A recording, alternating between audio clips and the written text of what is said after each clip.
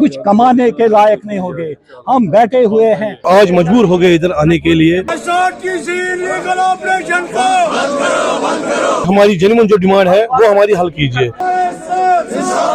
हमने पूरा अमन प्रोटेस्ट इसलिए किया कि गवर्नमेंट के पास कोई ट्रांसपोर्ट पॉलिसी वाजिया नहीं है। हम चाहते हैं हमारे ओनर जो हमारे साथ मुंसलिक है, ड्राइवर ओनर, वो चाहते हैं कि एक ट्रांसपोर्ट पॉलिसी वाजिया हो जाए। ट्रांसपोर्ट पॉलिसी तो गवर्नमेंट के पास है ही नहीं। वो ई रिक्शा भी चलाते हैं, वो ई बसेस भी चलाते हैं, पता ही नहीं है कहाँ चलाना है, वो पता ही नहीं है।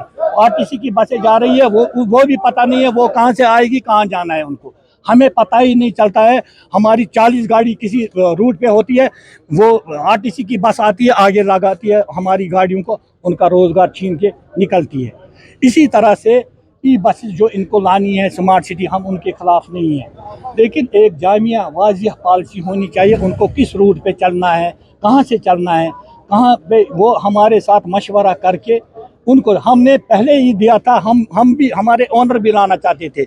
हम अतर साहब से भी मिले थे इस सिलसिले में, स्मार्ट सिटी में हमने बोला था, उनसे गुजारिश की थी कि हम 30 साल से पीछे जा रहे ट्रांसपोर्टर जो है उनके हक में आप ये गाड़ियाँ स्मार्ट सिटी फंड के तहत हम गाड़ियाँ लाना चाहते हैं। यहाँ श्रीनगर शहर के जो अवाम है, शहरी अवाम को हम बेहतरीन ट्रांसपोर्ट सहूलियत फराहम करना चाहते हैं। तो उन्होंने कहा नहीं जी, हमने टेल्को वाले के साथ एग्रीमेंट किया हुआ है, ये तो गवर्नमेंट की गाड़ियाँ नहीं है, ये टेल्को वाले की जो मैन्युफैक्चरर है उसकी गाड़ियाँ है, उनको चलना है पीपी मोड में। 80% ये खाएंगे, वो खाएगा, 20% यहाँ के ड्राइवर। ये पहले इनको सोचना है जो इसके साथ मुंसलिक है ट्रांसपोर्ट सेक्टर के साथ, वो कितने बेरोजगार हो जाएंगे, उनके अयाल का क्या बनेगा, उनके रोजगार का क्या बनेगा। पहले इनको एक पॉलिसी के तहत चलानी थी वो गाड़ियाँ, तो वो भी इन्होंने नहीं चलाई। वो भी अपनी मनमाने तरीके से, आरटीसी भी चल रहा है, ई रिक्शा भी चल रहे हैं, यहाँ पे जो भी ई बसेस आएगी वो भी चलेगी, ऐसे ही आप देखना। तो हमें खदशा है कि ये हमारे ट्रांसपोर्ट सेक्टर को ख़त्म करना चाहते हैं। जो जुनून आज तक हमने ट्रांसपोर्ट सहूलियत फराहम की, लेकिन वो ये हमें नज़रअंदाज कर रहे हैं इस वक्त। दूसरा हमारा आरटीसी का मसला है।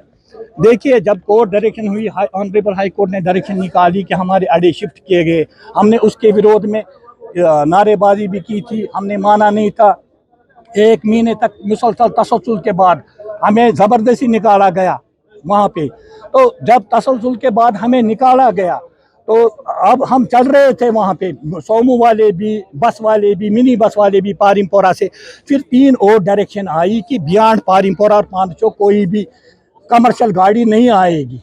वो 3 डायरेक्शन है, उसके लिए ड्यू काम को नोडल अफसर मुकर्रर किया गया था। लेकिन वो डायरेक्शन उनको, वो आरटीसी अपने मनमाने तरीके से, बटवालू भी आते हैं, न्यू सेक्रेटरीट के पास भी आते हैं, जहांगीर चौक भी आते हैं, लाल चौक भी आते हैं। जो अड्डे शिफ्ट किए गए थे, जो हमसे अड्डा छीना लिया गया था यहाँ लाल चौक में, वो उनको वो वहाँ पे वो चलाते हैं। जब मुझे निकाला, जब मेरे से कंजेक्शन होती थी, तो आरटीसी से कंजेक्शन नहीं होगी श्रीनगर सिटी में। तीसरा हमारा मुतालबा है कि ये जो इलीगल ऑपरेशन ई रिक्शाज का है, हम ई रिक्शा के लिए 73 रूट्स आरटीए श्रीनगर ने मुकर्रर किए हैं, उनको उन पे वो ई रिक्शा चलाने थे। लेकिन उन्होंने सारे शहर में कब्जा, जिसको जहाँ मर्जी वो चलता है, जहाँ पे वो चाहता है वहाँ चलता है, जिससे हमारे ओनरों और ड्राइवरों का रोज़गार मुतासिर हो गया।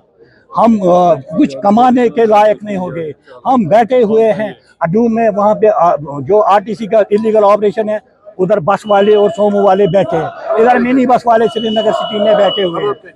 हम चाहते हैं ये जो हमारे जेन्युइन मुतालबात है, जेन्युइन डिमांड्स है, इन पे हुकूमत हमदर्दाना गौर करके हमें इस इलीगल ऑपरेशन से नजात दे।